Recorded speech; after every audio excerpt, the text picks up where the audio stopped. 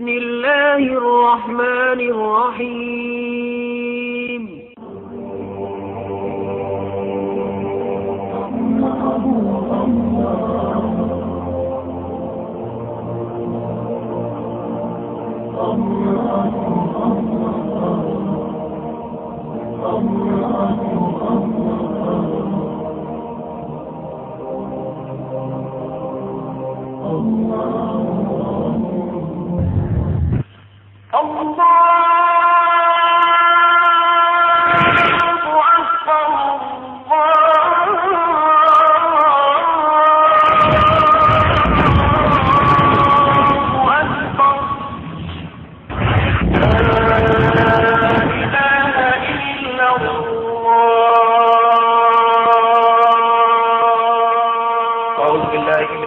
الرجیم بسم اللہ. اور جب سعودیہ کی ریالوں پہ اتنا بولتے ہو تو پھر مناظرے کی ہمت بھی کیا کرو.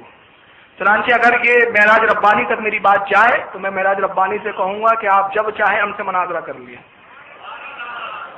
اور آئے اور تاریخ کے حوالے سے بتائیں کہ پروفیسر آرلیٹ نے کب لکھا اسلام ہندوستان میں غریب نواز نے پھیلایا. ہم آرلیٹ سے پہلے کی تاریخ تم کو بتائیں گے.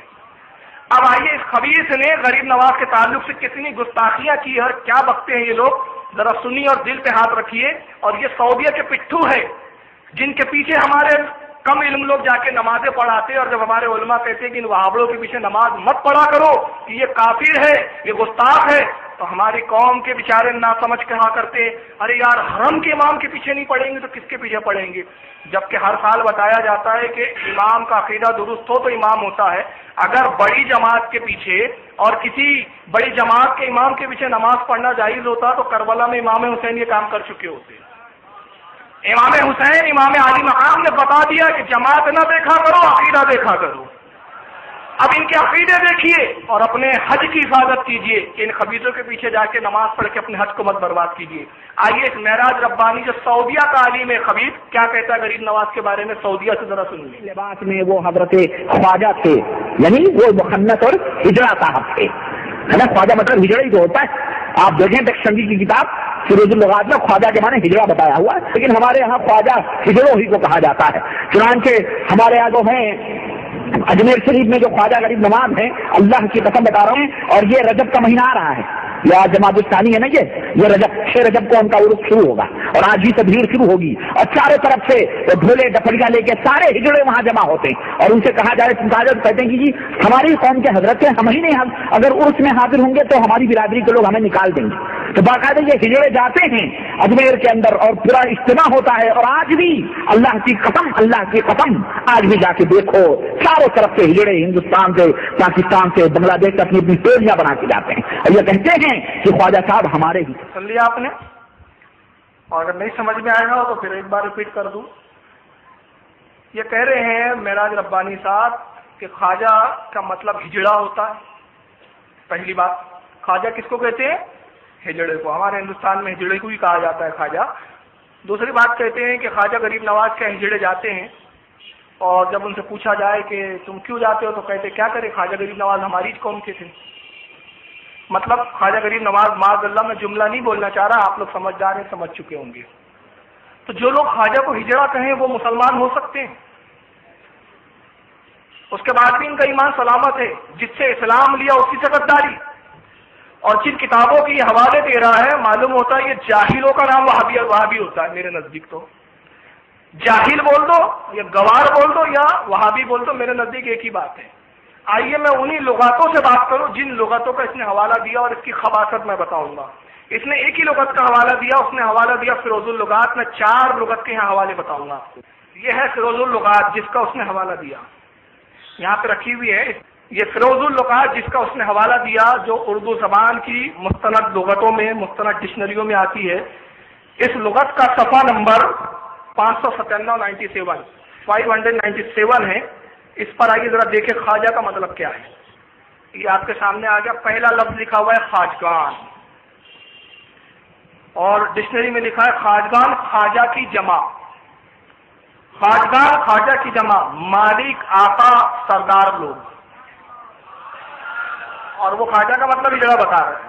پھر اس کے بعد لکھا ہے خواجہ، خداوند، صاحب، سردار، آقا، तौरान में सादात का लकब, सादात कहते सैयद घराने के लोगों को, सैयदों का लकब है तौरान, जो ईरान का शहर है वहां का, कश्मीरियों का लकब।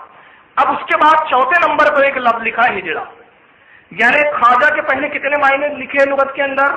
पहले लिखा है खुदावन, साहिब, सरदार, आका, तौरान में सादात का लकब।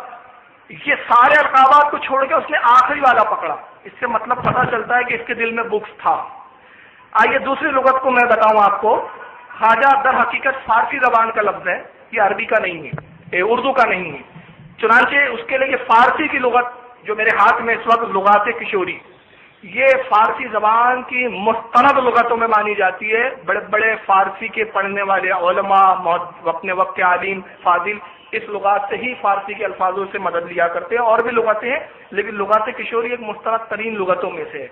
लुगात किशोरी में ख्वाजा का क्या मतलब बताया, जरा आइए देखिए। लुगात किशोरी का सफा नंबर 177 है। इसमें भी लफ्ज ख्वाजा आपको नजर आएगा, ख्वाजा। अब यहां लिखा जाता है साहिब खाना, घर का मालिक, सरदार, पीर, मालदार, हाकिम, साहिब जमीयत, दिल, रूह। अब यह आखिरी मीनिंग है वो खिदमतगार जिसका आला तनासुल काट डाला गया हो। फिर आगे लिखता है तौरान में लकब सादात का होता है और बामायने वजीर, बादशाह के भी मुस्तामल हुआ है, यानी वजीर और बादशाह के भी लफ्ज में इस्तेमाल होता है। ये सारे अच्छे लफ्ज उसने छोड़ दिया उस खबीस ने, और लफ्ज कौन सा पकड़ा उसने? हिजड़ा वाला। जबकि यहाँ पर दो चीजें और आप सामने देखिए। एक लिखा है, ये किसका लकब है? मालिक रोजे कयामत, मुराद आ हजरत सल्लल्लाहु अलैहि वसल्लम। सरकार सल्लल्लाहु अलैहि वसल्लम को भी ख्वाजा कहा गया है, हजरत खिजर को भी ख्वाजा कहा गया है। तो जब ये किसी बुजुर्ग की तरफ निस्बत की जाती है ख्वाजा की, तो इससे मुराद मालिक, आका, सरदार ये लिया जाता है। मगर इनके दिलों में चोर छुपा हुआ है, तो नतीजा ये होता है कि ये अच्छे मायने नहीं लेते, बुरे मायने को लेते हैं और वलियों पे फिट करते हैं। अब आइए उसके बाद मैं तीसरी लुगात आपके सामने ला रहा हूं, लुगात किशोरी के बाद। ये अंग्रेजी की लुगत है, इसका नाम है प्रैक्टिकल स्टैंडर्ड 21st सेंचुरी। ये डिक्शनरी है जो मुख्तलिफ डिक्शनरियों में मानी जाती है। इसके अंदर ये उर्दू टू इंग्लिश डिक्शनरी है, उर्दू से इंग्लिश में। इसमें भी देखिए आप ख्वाजा के मायने क्या दिए हुए हैं। इसमें लिखा है ख्वाजा के मायने। ख्वाजा पहला वर्ड लिखा है टाइटल ऑफ रिस्पेक्ट, यानी ताजीम के लिए लफ्ज इस्तेमाल किया जाता है। ये पहला वर्ड देते हैं। फिर क्या देखते हैं? Master, Lord, rich person, tycoon. ये जितने अल्फाज है, बिजनेस मैनेजमेंट, ये जितने अंग्रेजी के अल्फाज है, ये सब आला दर्जे के अल्फाज है। लॉर्ड यानी सरदार, मालिक, बादशाह के लफ्ज में लॉर्ड इस्तेमाल होता है। और पहला ही वर्ड जो डिक्शनरी में दिया वो क्या है? टाइटल ऑफ रिस्पेक्ट, यानी अदब के लिए लफ्ज इस्तेमाल होता है। मगर इन बदबख्तों को देखो कि ये सारे चीजों को छोड़कर ये बुरे मायने की तरफ जाते हैं। चलिए आगे देखिए कि तीसरी मैं चौथी डिक्शनरी बता रहा हूं। ये बहुत पुरानी है, मेरे पास इतने सालों से कि ये रखे रखे भी अब बिल्कुल बोसीदा हो गई। इस डिक्शनरी का नाम है द स्टूडेंट्स प्रैक्टिकल डिक्शनरी। इसके लिखने वाले गैर मुस्लिम है, किसी मुसलमान ने नहीं लिखा है इंग्लिश में, ये भी इंग्लिश टू उर्दू है। इस डिक्शनरी का सफा नंबर 292 है। इत्तेफाक ये है कि इसका भी सफा नंबर 292 है। इसमें भी ख्वाजा के मायने क्या आया जरा देखिए। ख्वाजा ए master, a man of distinction, rich merchant. और उसके बाद फौरन लिखा है ख्वाजा खिज़र, यानी हजरत खिज़र अलैहिस्सलाम को भी ख्वाजा कहा जाता है। तो ये सारे अच्छे मायने छोड़े इन्होंने। अब मैं इसके बारे में मेहराज रब्बानी से ये कहूंगा कि अगर अच्छे मायने छोड़ के आप बुरे लेते तो आपकी हालत क्या है पता है? अल्लाह के नबी सल्लल्लाहु अलैहि वसल्लम जब वास फरमाया करते थे और आप सहाबा इकराम से हदीसें बयान करते, तो कुछ मुनाफिकीन जो होते वो पीछे बैठा रहा करते थे जानबूझ के, और वो अल्लाह के नबी सल्लल्लाहु अलैहि वसल्लम का मजाक उड़ाया करते थे माज़अल्लाह। सहाबा इकराम रसूलुल्लाह की बयान को और तकरीर को समात फरमा रहे हैं, सुन रहे हैं, तो होता यह था कि कभी कभी नबी पाक इतना मुश्किल जुमला कह देते या इतनी मुश्किल बात कह देते सहाबा की समझ में नहीं आती।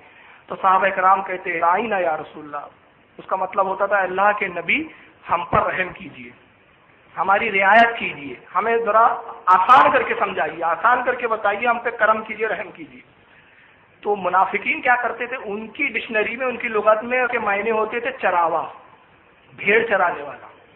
तो वो उसको खींच के करते थे राइना या मोहम्मद, और फिर हंसते थे, मतलब ये लेते थे अरे हमारे भेड़ों को चराने वाले, माज़अल्लाह, ये गुस्ताखी थी। एक मर्तबा हजरत साद बिन माज रज़ी अल्लाह ताला अन्हु एक सहाबी थे जलील क़द्र, वो इन मुनाफिकीन यहूदी थे और मुनाफिक थे, ان یہودیوں کی زبان کو جانتے تھے کہ ان کی لغت میں، ان کی زبان میں اس کے معنی جو ہے وہ بدکار برے ہوتے ہیں۔ ایک مرتبہ وہ لیٹ آئے تاخیر سے 7 بن معاذ اور وہ پیچھے بیٹھ گئے، تو اللہ کے نبی نے جب ایک بات کہی دی تو انہوں نے وہی پکار کے کہا چیخ کر اور ہنسنے لگے۔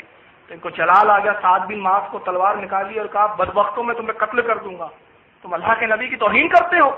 تو انہوں نے کہا ہم تو وہی کہتے ہیں جو تم کہتے ہو، تم بھی تو وہی کہتے ہو، رائنا یا رسول اللہ کے نبی ہمارے پہ رعایت کیجیے، ہم بھی وہی کہتے ہو۔ تو آپ نے فرمایا تم غلط کہتے ہو، تم کھینچ کے پڑھتے ہو، تمہارا نظریہ تمہارا خیال توہین کا ہوتا ہے، ہم کہتے ہیں تو ادباً کہتے ہیں۔ بات گفتگو بڑھ رہی تھی، اللہ کے نبی نے جب اس شور کو ملاحظہ فرمایا کہا سعد کیا بات ہے، کیوں جھگڑ رہے ہو؟ تب کہ یا رسول اللہ یہ آپ کی توہین کرتے ہیں۔ انہوں نے قسمیں کھانی شروع کی، منافق انہوں نے نہیں، ہمارا مقصد توہین کا نہیں تھا اور ہمارا مقصد یہ نہیں تھا توہین کا۔ تو اللہ تعالیٰ نے قرآن کی آیت نازل کی، سورہ بقر کی آیت نمبر 104 ہے۔